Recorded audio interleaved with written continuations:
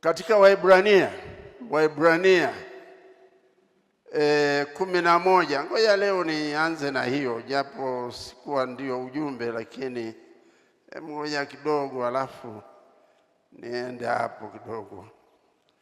Waebrania, Hebrews, haya, Waebrania ngapi?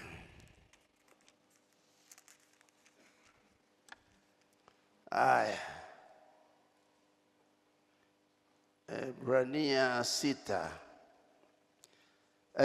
11:6. Huo mstari muhimu sana. Lakini pasipo imani haiwezekani kumpendeza, kwa maana mtu amwendeaye Mungu lazima aamini kwamba yeye yupo na kwamba wapa thawabu wale wamtafutao. Yaani ukija hapa ni lazima uwe na imani. Imani inayokufanya ujue kwamba Mungu yupo.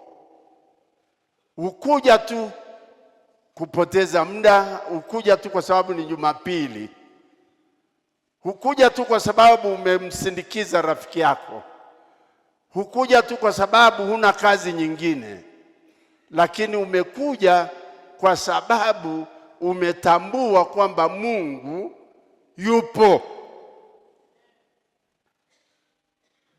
Hebu mgeukie mwenzako, mwambie Mungu yupo. Hiyo sauti yenu ni ya kimaskini, yani ni ya shida. Sasa mwambie, mgeukie kwa ujasiri na kumwambia lazima uamini Mungu yupo.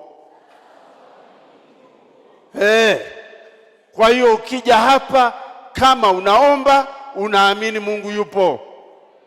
Kama una shida unaamini Mungu ataondoa shida yako. Hiyo ndio maana ya kuja kuabudu hapa. Unaabudu Mungu alafu unaamini yupo. Labda utaniambia si nimekuja yupo. Usinipitie mbele, nisikilize. Huyu Tomaso alikaa na Yesu tena kila saa, kila tukio. Lakini siku moja ndiye anayesema, nisipoangalia zile alama za misomari mimi siamini. Huyo tena ndiye aliyekaa na Yesu kwa karibu zaidi kuliko wewe, na akatembea naye kuliko wewe. Lakini ndiye siku moja anafanya statement ya ajabu sana. Mimi bila kuona zile alama za misumari unaniambia amefufuka? Na Yesu anasema kila siku na wao, mimi nitakufa, siku ya tatu nitafufuka.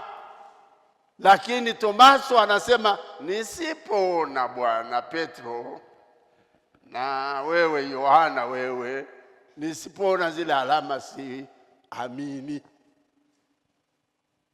Kwa hiyo kuja hapa sio unasema nina imani mpaka uamini. Unaweza kusema lakini mpaka uamini.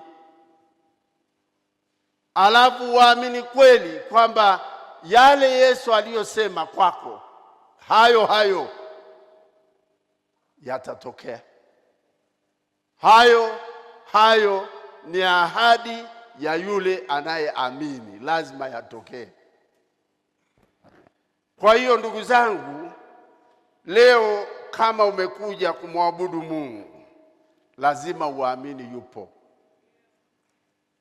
Lazima uamini anaweza kufanya jambo lile ambalo amesema. Amesema anaponya, ni lazima aponye. Amesema atakuondolea jaribu, ni lazima jaribu liondoke. Amesema atakuwa na wewe, lazima uamini kwamba popote ulipo Mungu yuko pamoja na wewe, hata kuacha, kwa sababu Mungu hasemi uongo.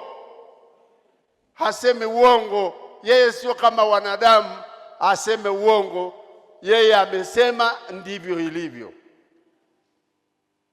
Kwa hiyo ndugu zangu, Mungu leo atakutembelea katika ibada hii, kila mmoja wetu, kila mmoja wetu. Sio kwamba tunakuja tukitegemea Mungu wa mtu mwingine. Hapana, hutegemei Mungu wa bwana wako, wala Mungu wa mke wako, wala Mungu wa baba yako, wala Mungu wa rafiki yako, lakini unamtegemea Mungu wako, Mungu yule unayemwamini kwamba yupo na amekuita wewe kama wewe.